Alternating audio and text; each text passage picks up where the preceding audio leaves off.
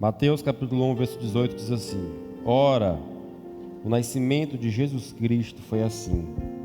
Estando Maria, sua mãe, desposada com José, antes que coabitassem, achou-se grávida pelo Espírito Santo.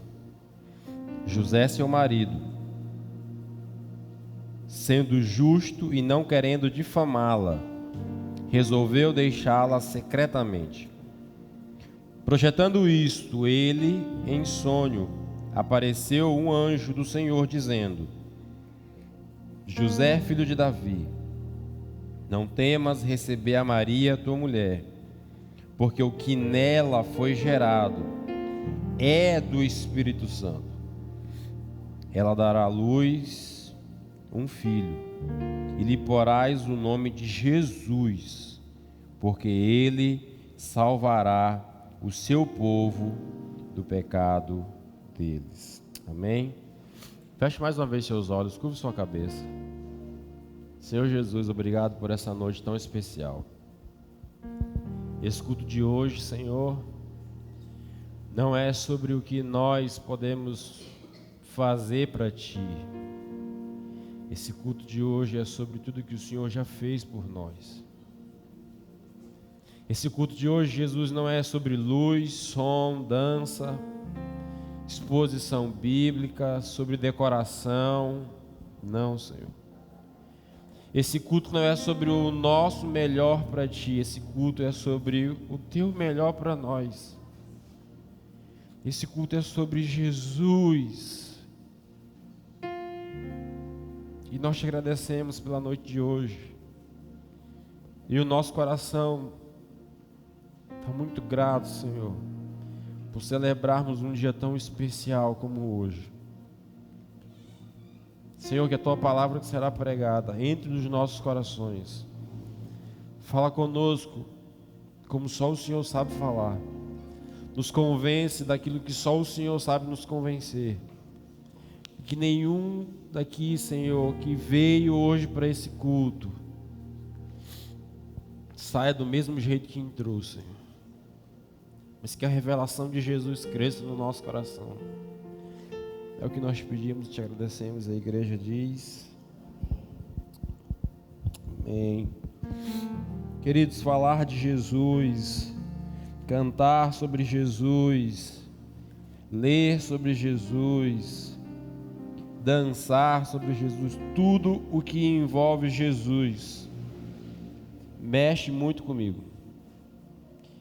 E se Jesus não mexe com você, se Jesus não te emociona, eu acho que você está com problemas sérios. Que Jesus é fascinante o suficiente para ir muito mais além do que a sua emoção pode fazer. Jesus é muito mais de tudo que você pediu, pensou, imaginou, projetou, idealizou. Jesus é muito mais que tudo isso.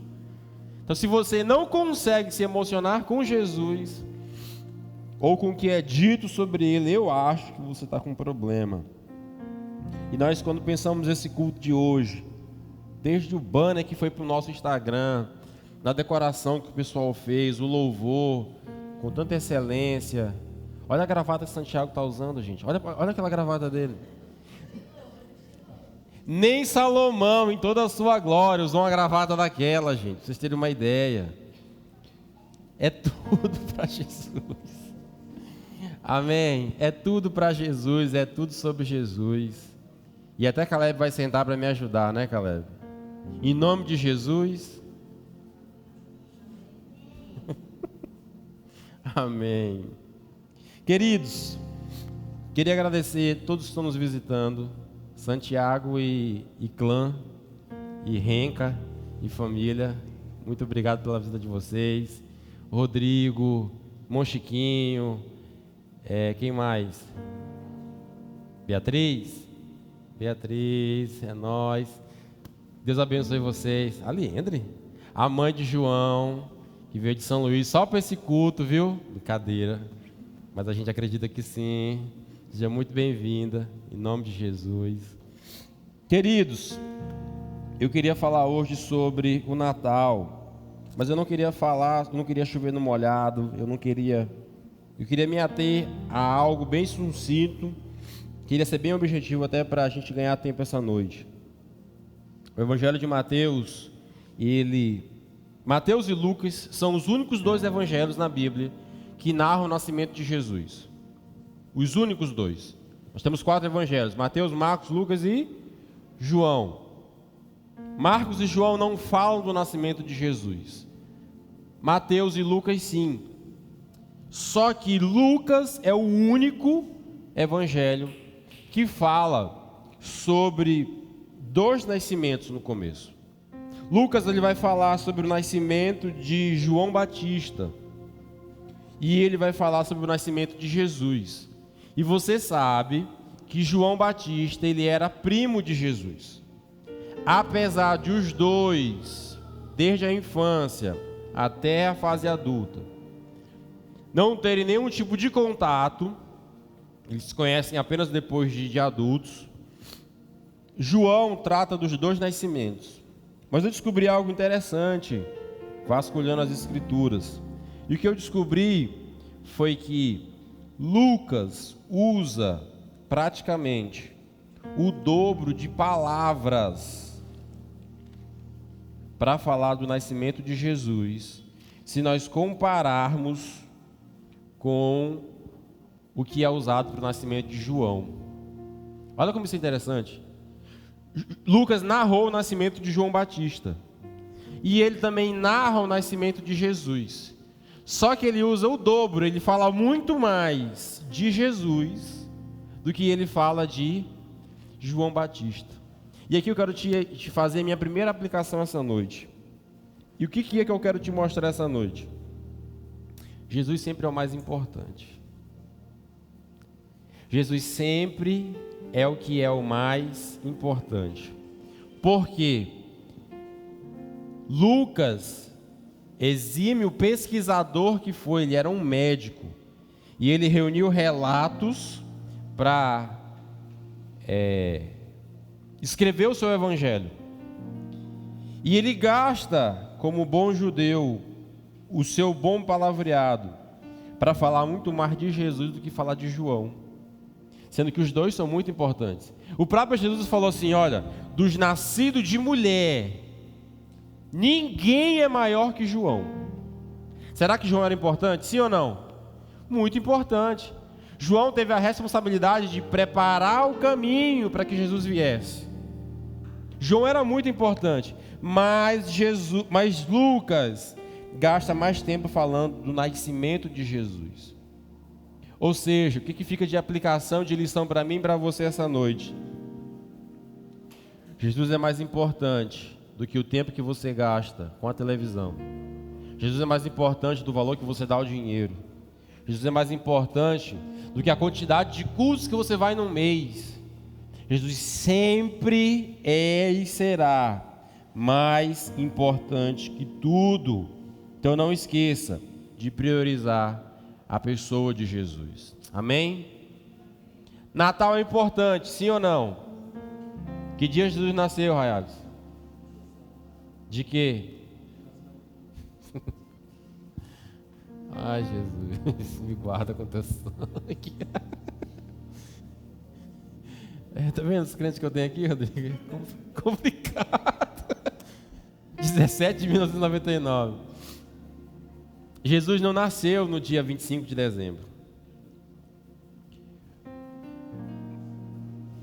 Não existe nenhum documento, não existe nenhum livro, nada na arqueologia, nada na história comprova que ele nasceu dia 25 de dezembro.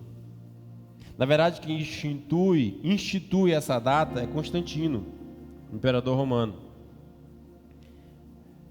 Mas também existe comprovação histórica, biográfica, arqueológica de que Jesus existiu. Então, por mais que nós não saibamos o dia exato que ele nasceu, não tem como negar que ele existiu. Se ele existiu, um dia ele nasceu. Então nós temos que lidar com o dia que ele nasceu. E pouco importa se foi Constantino, se foi Severino, não importa quem foi que instituiu a data. Para nós é muito significativo. comemorarmos o dia que o nosso Salvador nasceu. Amém? E eu queria te contextualizar sobre o nascimento de Jesus. 2 fatores são muito importantes sobre o nascimento de Jesus. O primeiro contexto, ele é espiritual. No segundo contexto, ele é político. O contexto espiritual é o seguinte: Jesus nasce num período em que, literalmente, Deus parou de falar com a gente. Antigamente, as Bíblias vendidas eram a Bíblia, as Bíblias que eram vendidas antigamente, elas vinham com uma página em branco. Essa aqui eu não sei se é. Não, essa aqui não tem. Mas as Bíblias antigamente, quando era dividido entre o Novo e o Velho Testamento, vinha com uma página em branco. E essa página em branco tem um significado. Por que que numa Bíblia como essa, alguém colocaria dá uma olhadinha na sua, vê se é assim. Por que que alguém colocaria numa Bíblia uma página em branco? Por muito tempo as pessoas pensaram que é para fazer anotação. Não é para anotação. Na verdade, essa página em branco significa que dentro da teologia, Deus parou de falar com a humanidade por um período de 400 anos. A teologia vai chamar isso de período interbíblico. Quando Deus parou de mandar visão, Deus parou de dar sonho, Deus parou de mandar profeta, Deus parou de falar com o sacerdote, Deus não falou mais com ninguém por um período de 400 anos. Esse é o contexto espiritual. Eu não sei como você lida com essa informação, mas imagina a gente passar um ano sem culto, sem IGC, sem louvor, sem presença de Deus, sem chorar uma lagriminha assim, sem devocional. Um ano sem nada da parte de Deus para nós. Era assim que o povo vivia já há 400 anos. Esse era o contexto espiritual. Mas também a gente tem um contexto político. E a informação também é importante, por quê? Porque politicamente falando, o povo de Israel naquela época era dominado pelo Império Romano. Hoje, a nação mais potente do mundo ainda é os Estados Unidos. A nação que tem o maior exército, que tem a maior moeda, chama-se Estados Unidos da América. Está caminhando perder aí para a Rússia, para a China, mas ainda é os Estados Unidos. E naquela época, a influência que Roma exercia sobre o mundo era única. E Deus escolheu enviar o seu filho justamente nesse período, nessa janela, aonde o Império Romano dominava. E por que essa informação é importante? Abra comigo sua Bíblia no livro de Lucas, capítulo 2. Tendo agora essa informação que eu lhe dei,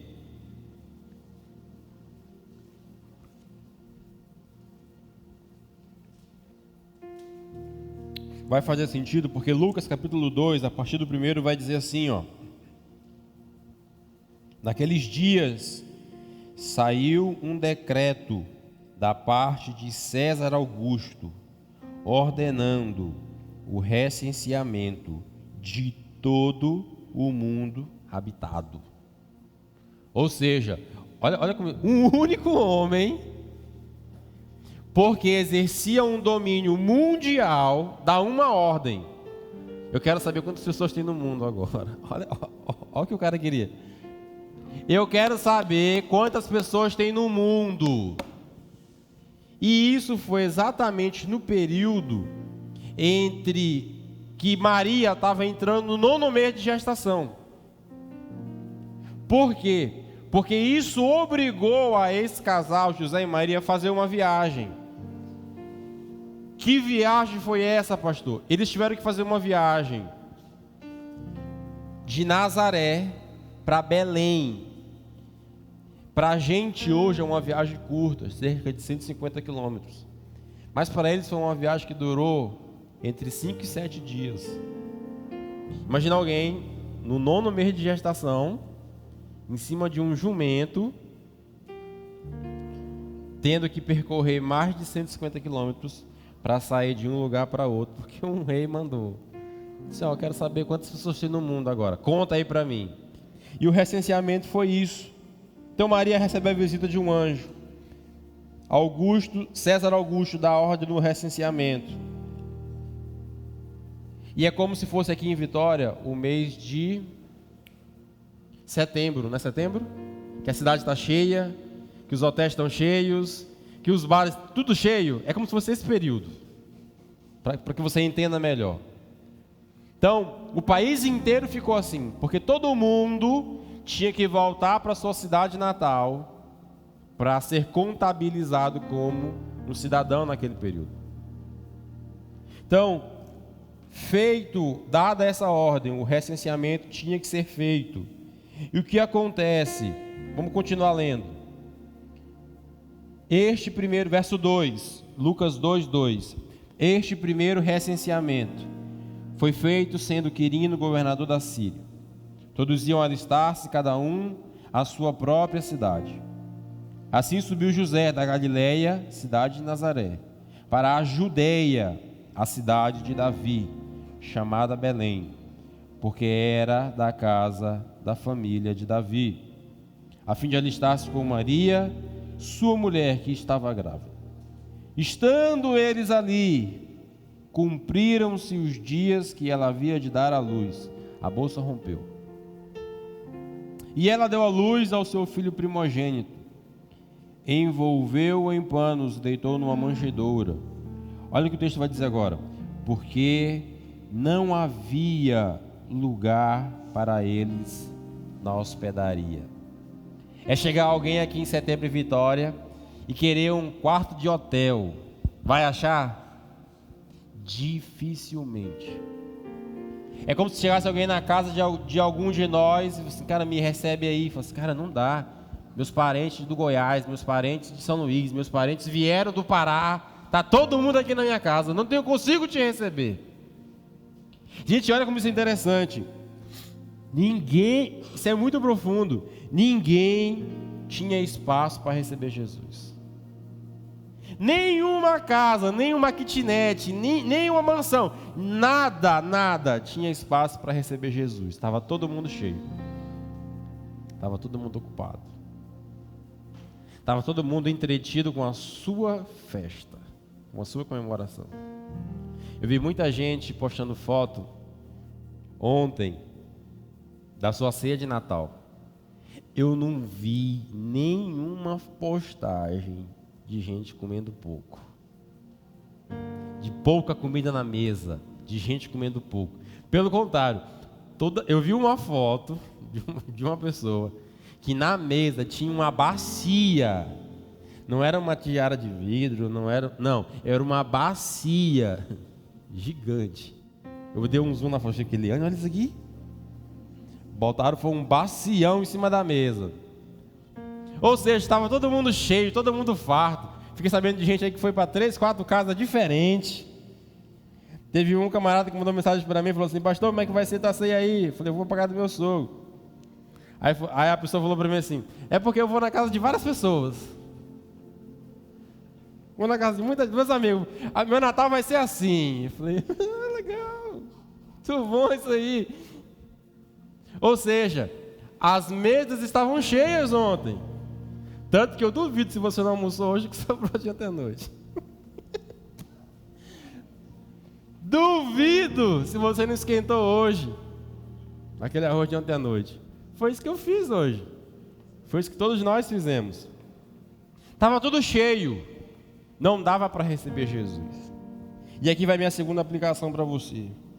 Será que no período como esse, as nossas casas também não estão cheias para receber Jesus? Será que na nossa televisão tem espaço para passar alguma programação sobre Jesus? Será que na nossa rede social tem espaço para alguma postagem sobre Jesus? Ou está tudo cheio? Tem espaço para Jesus na sua casa hoje? Amém ou não amém? Tem espaço para Jesus na sua vida? Tem espaço para Jesus no seu orçamento financeiro? Que Jesus encontre espaço em nós hoje. Sabe o que eu fico pensando? Se Jesus for na sua casa hoje, vai ter para ele um cantinho para você hospedar ele? Ou sua casa está tão bagunçada, ou você está fazendo panela de pinico, está tudo desorganizado, que não dá para receber Jesus. Esse era o contexto, ninguém podia receber Jesus. Ninguém conseguiu receber Jesus. E isso tudo acontece antes dele nascer. O texto continua e o verso 7 vai dizer: e ela deu à luz a um filho primogênito, envolveu-o em panos e o deitou numa manjedoura. Repete comigo: Jesus foi colocado numa manjedoura. Eu encasquetei com a manjedoura de Jesus. Não sei se você já parou para refletir sobre isso. Eu pedi até para a galera que fez a decoração providenciar uma manjedoura. E eles conseguiram, fizeram aqui, ó. Não sei de quem é aquele boneco ali.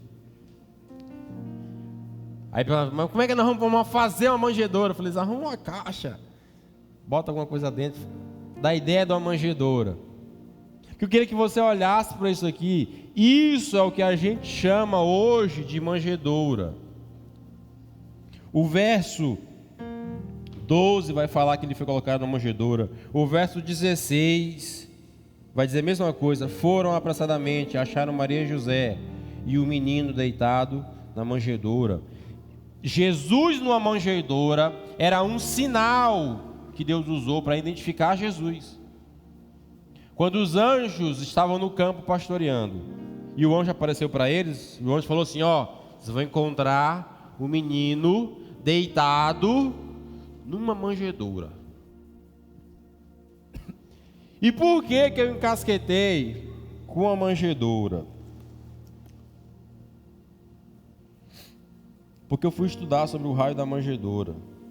E é tão bonitinho, não parece bonitinho? É bonitinho demais para a gente hoje, a nível de decoração. Mas eu vou te esclarecer o que de fato era a manjedoura de Jesus. Tem um texto que eu queria que você abrisse sua Bíblia. Lucas capítulo 13. Olha esse texto como ele é interessante. Lucas capítulo 13, verso 15. É uma fala de Jesus isso. O contexto aqui é o seguinte: Jesus curou uma pessoa no dia de sábado. E agora estão arrumando a confusão com Jesus por causa dessa cura no dia de sábado. A fala de Jesus no verso 15 é uma resposta a quem criticou Jesus. Se fosse Jesus, por que você está curando no sábado? Jesus olha no verso 15 agora e responde: respondeu-lhes, porém, o Senhor: hipócrita, no sábado não despreende da manjedoura cada um o seu boi ou jumento e não leva a beber? Vou ler mais uma vez para você entender. Hipócrita, no sábado não despreende da manjedoura cada um o seu boi ou jumento e não leva para beber? O que Jesus está falando? Parem de ser falsos, porque o animal de vocês está amarrado numa manjedoura, e vocês não pegam esse animal no sábado e não levam para tomar água. É isso que ele está falando aqui no texto. E bem aqui a gente começa a desromantizar, se é que essa palavra existe, a figura da manjedoura. Porque não tem nada romântico numa manjedoura. Não tem nada fofo numa manjedoura. A palavra manjedoura no original, ela é fatnei, que vem do grego fatnei, que vem de pateomai. É como se eu estivesse falando de um comedor. Só que comedor não pessoa, comedor um lugar de comer. A ideia mais próxima é isso, um prato. Só que prato come gente. Manjedoura come animal. Manjedoura come bicho. Gente, olha como isso é interessante. É como se eu estivesse falando, para a gente entender hoje aqui, vitoriense, maranhense. Jesus foi deitado num coxo. Jesus foi deitado onde o gado come comida, onde o boi e o cavalo se alimenta. Não tem nada a ver com isso. Isso aqui está muito bonito. Na verdade, Jesus foi colocado num coxo.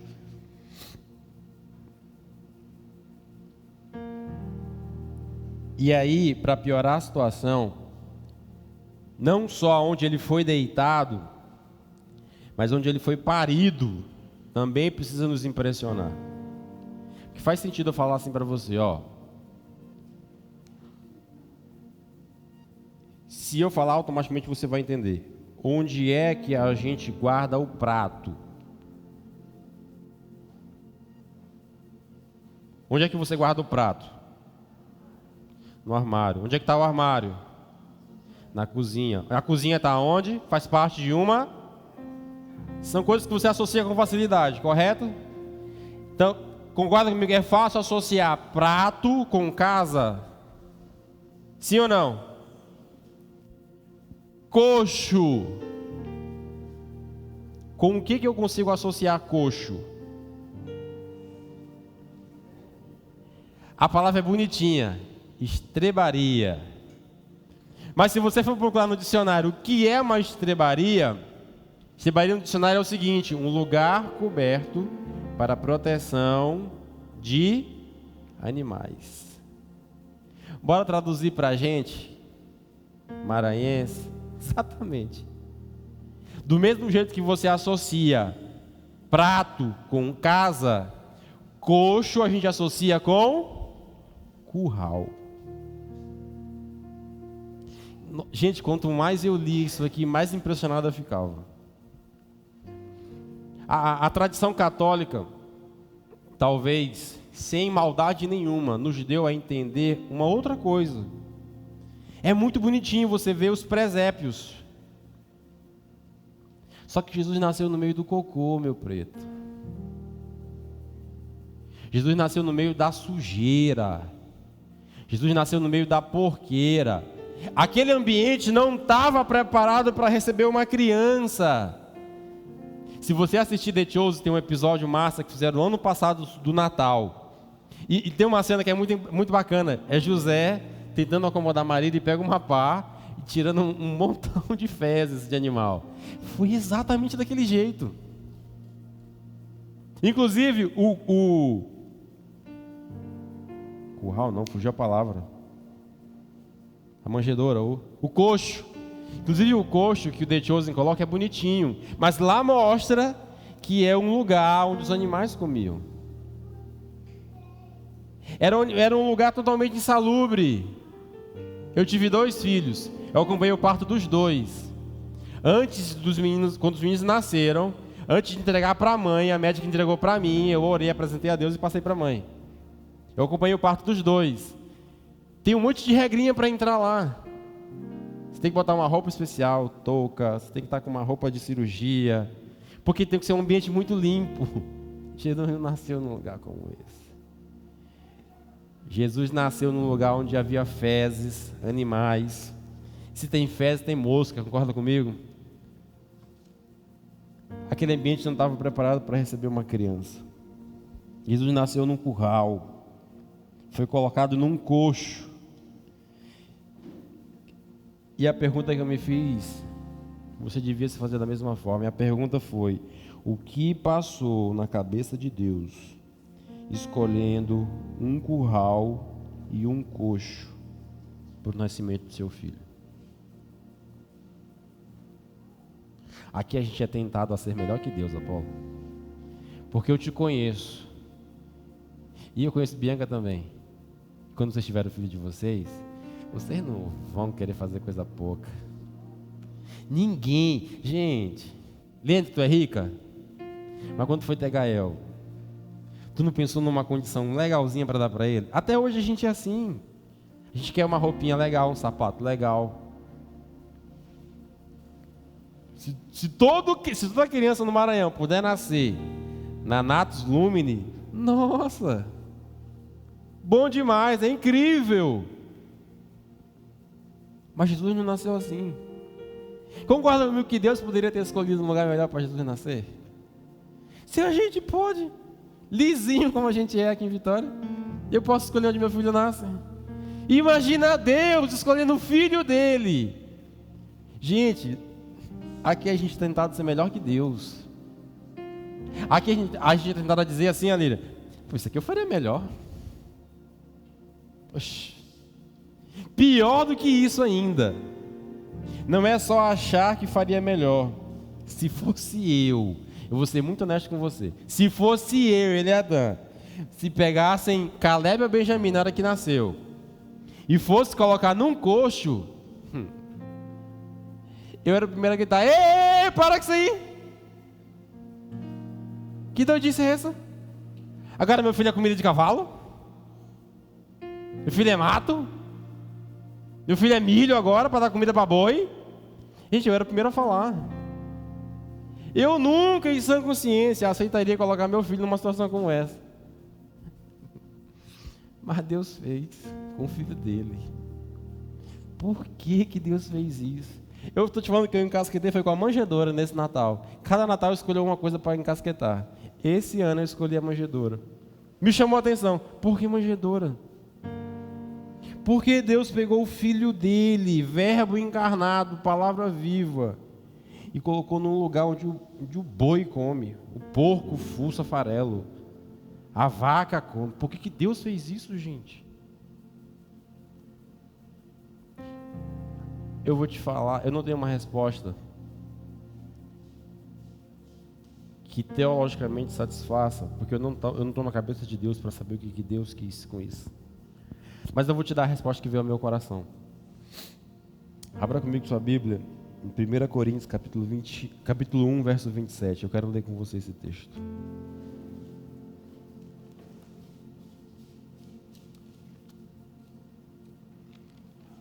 E quanto mais eu me perguntava, mais esse texto vinha à minha mente.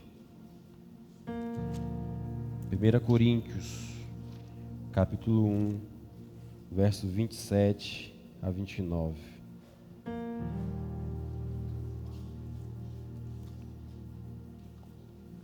Porque Deus escolheu um curral cheio de animal. Porque Deus escolheu um lugar cheio de cocô e fezes. Porque Deus escolheu um coxo para colocar o filho dele. 1 Coríntios 1, 27 vai dizer assim. Lê comigo baixinho. Lê no seu texto, vai dizer assim, ó.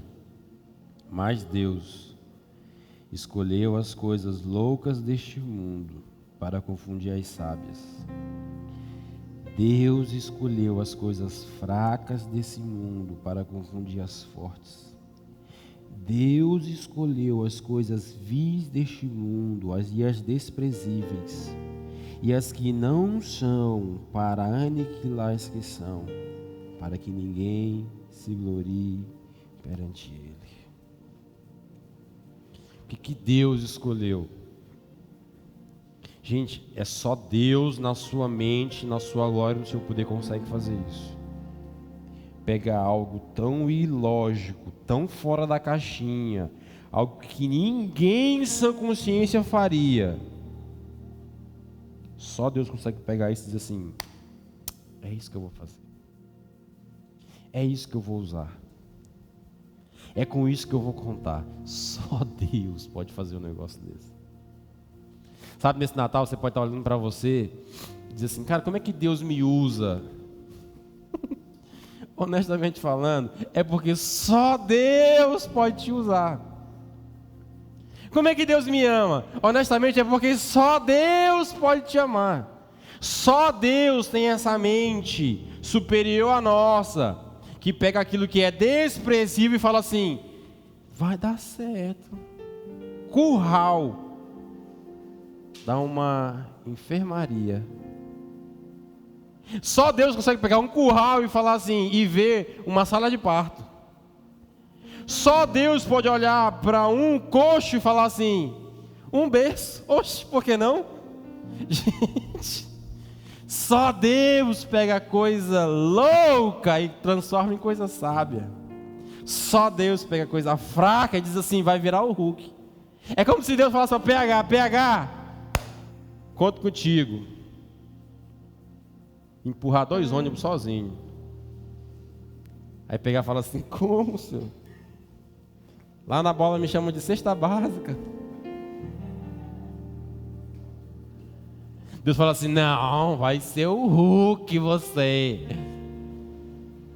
Só Deus. Gente, só Deus para ver em nós o que nós não vemos.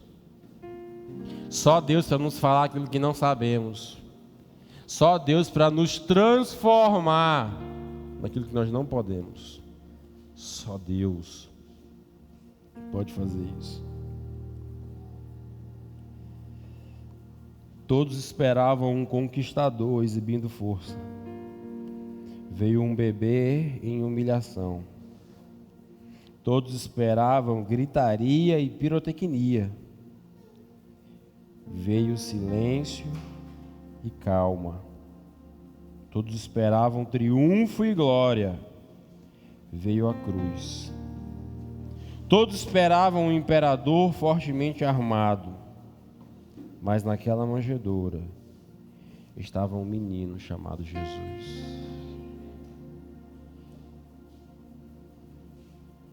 Ah, se você tentasse olhar para você como Deus te olha. Ah, se você se visse como Deus te vê.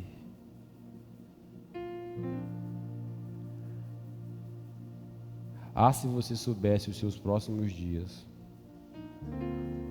Você não desistiria tão fácil. Deus te viu chefiando um estabelecimento de saúde. Quando você estava fazendo sua matrícula na faculdade. É disso que eu estou falando.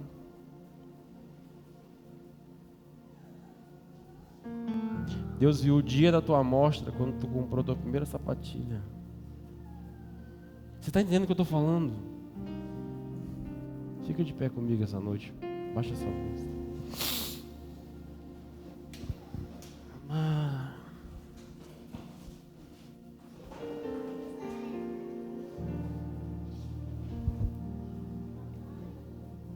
Sabe, eu não estou falando isso para te motivar, não estou falando isso para te...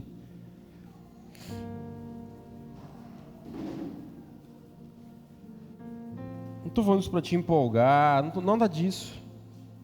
Estou te falando porque Jesus é a mensagem do nosso Natal. Jesus é o aniversariante do dia. E aconteceu com Ele, por decisão do Pai do céu. A gente desiste muito fácil, a gente cansa muito fácil. A gente entrega os pontos muito fácil. A mensagem da manjedoura nesse Natal mexe muito comigo, porque era algo que era nada a ver. Era algo que ninguém faria, não ia dar certo, não funcionaria nos nossos dias e nem naquele dia. Mas foi algo que Deus viu e falou assim, vai funcionar desse jeito, vai dar bom. Timothy Keller diz o seguinte, Ele é a luz, Ele é a nossa luz, quando todas as outras luzes se apagam. Steve Lonson diz o seguinte, o Filho de Deus, guarda isso no seu coração, olha como isso é forte, o Filho de Deus tornou-se Filho do homem, para que os filhos dos homens pudessem se tornar filhos de Deus. Nossa, você devia dar um glória a Deus. Eu vou ler de novo para você dar o seu melhor glória a Deus, o seu melhor aleluia. Ai, Jesus. O Filho de Deus tornou-se filho do homem, para que os filhos do homem pudessem se tornar filhos de Deus. Aleluia.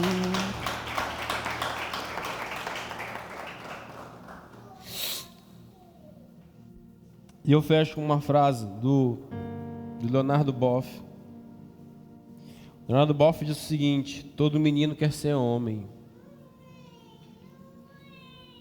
Todo homem quer ser rei. Todo rei quer ser um Deus. Mas só Deus quis ser um menino. Isso é Natal, minha gente. Todo menino quer ser homem. Todo homem quer ser um rei. Todo rei quer ser um Deus. Agora só Deus quis ser um menino. Eu queria te convidar a dar as mãos do seu irmão que está do seu lado.